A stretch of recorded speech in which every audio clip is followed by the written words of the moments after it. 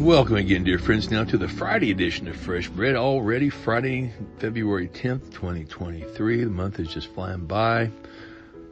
Seems like February just started, and here it is now, the 10th of February. Well, it's Friday, and, that's one of my favorite days, so I hope you have a great day today as we get ready for the weekend. Don't forget, tomorrow morning at 7:30, if you want to come and join us, we'll be over to McDonald's in the 2100 block of Northwest Topeka Boulevard for a neighboring movement class, a little discussion that'll last about 45, 50 minutes. I've got to roll at that point. I have to be leaving around 8:20. But again, this is part of this group that we've been blessed to be a part of, where we're going to be talking about new and exciting ways to reach out to our neighbors. So if you want to join us tomorrow, not today, but tomorrow, Saturday, February 11th, 2023, you're sure welcome to do that. The McDonald's in North Topeka, I believe it's at Northwest Independence Avenue and Topeka Boulevard. So right over there, just a couple of blocks to the south of Highway 24 and Topeka Boulevard. Well, we're going to continue on with our reading on the book of James. Again, one of my favorite books, one that's very challenging. It can be misread, and I don't want us to do that. I want us to remember that we're all saved by grace through faith.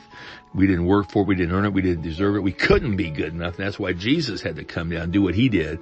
Obviously, if we could have done it on our own, God wouldn't have to send Jesus down. But it just didn't work that way, friends, because we had that irreparable break between ourselves and God based on our sinfulness. And God had to, in his own way of doing things to bring us back into his relationship with him, he had to send his son down to die for our sins and take all of our sins on himself, so he would then be able to exchange his righteousness for our sins. So Jesus took our sins and we got his righteousness. Pretty good deal as far as I'm concerned.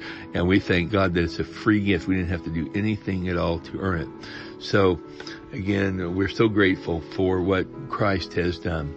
Well, let's look at James chapter 2 here. Let's begin reading. We'll go just a little bit before we close off here, and then we'll pick it up again tomorrow. My dear friends, don't let public opinion influence how you live out our glorious Christ-originated faith.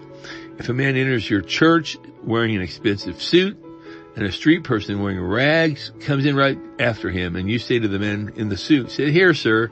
This is the best seat in the house," and either ignore the street person or say, "Better sit here in the back row," haven't you segregated God's children and proved that you are judges who can't be trusted?